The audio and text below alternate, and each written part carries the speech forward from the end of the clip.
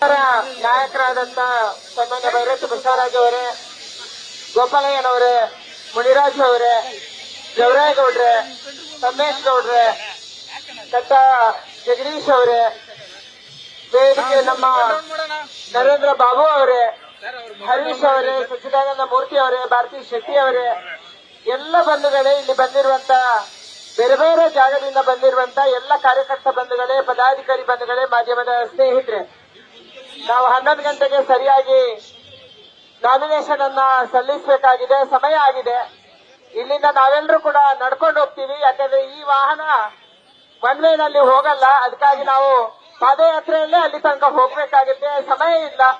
ನಾನು ಒಂದೇ ಮಾತ್ರ ವಿನಂತಿ ಮಾಡುವಂತದ್ದು, ಈ ಕ್ಷೇತ್ರದ ಅಭಿವೃದ್ಧಿಗೆ ನಮ್ಮೆಲ್ಲ ನಾಯಕರು ಯಾರು ವೇದಿಕೆಯ ಮೇಲೆ ಮತ್ತು ವೇದಿಕೆಯ ಕೆಳಗಿದ್ದಾರೆ, ನಿಮ್ಮ ಜೊತೆ ನಾನು ಇರ್ತೀನಿ.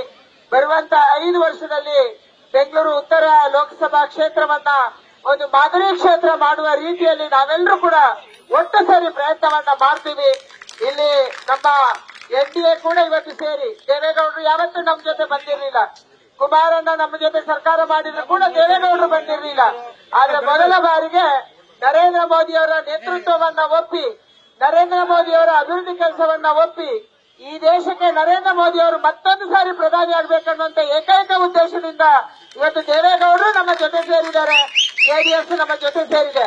ನಮ್ಮ ಇಬ್ಬರ ಶಕ್ತಿ ಈ ಕಾಂಗ್ರೆಸ್ಸಿನ ದುರಾಡಳಿತಕ್ಕೆ ಸರಿಯಾದ ಪಾಠವನ್ನ ಕಲಿಸುವಂತ ಶಕ್ತಿ ನಮ್ಮೆಲ್ಲರಿಗೂ ಇದೆ ಅನ್ನುವಂಥದ್ದು ಇವತ್ತು ನಾವೆಲ್ಲರೂ ಮನಗಾಣಬೇಕು.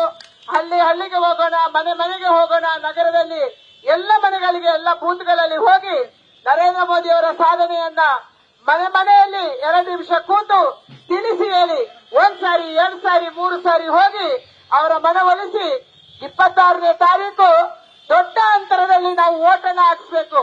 ನಮ್ಮ ಪರ್ಸೆಂಟೇಜ್ ಆಫ್ ವೋಟ್ ಜಾಸ್ತಿ ಆಗಬೇಕು. ಬಹಳ ದೊಡ್ಡ ಅಂತರದಲ್ಲಿ ಭಾರತೀಯ ಜನತಾ ಪಾರ್ಟಿ ಗೆದ್ದು ಬರಬೇಕು. ನನ್ಗೆ ವಿಶ್ವಾಸ ಬಂದಿದೆ.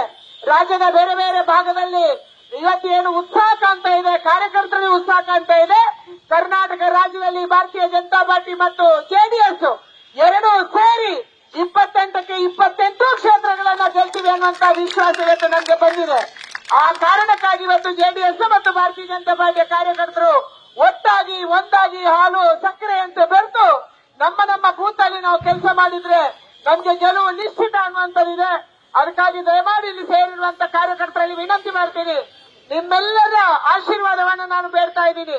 ನಿಮ್ಮೆಲ್ಲರ ಪಾದಕ್ಕೆ ನನ್ನ ಶರಣು. ಯಾಕೆಂದ್ರೆ ಇವತ್ತು ನಾವೆಲ್ಲರೂ ಒಟ್ಟು ಸೇರಿ ಈ ಒಂದು ಬಿಜೆಪಿಯ ರಥವನ್ನ, ದೇಶದ ರಥವನ್ನ ಮೋದಿಯವರ ನೇತೃತ್ವದಲ್ಲಿ ಎಳಿಬೇಕಾಗಿದೆ. ಅದಕ್ಕಾಗಿ ನಿಮ್ಮ ಆಶೀರ್ವಾದವನ್ನು ಕೇಳ್ತಾ ಇದ್ದೀನಿ.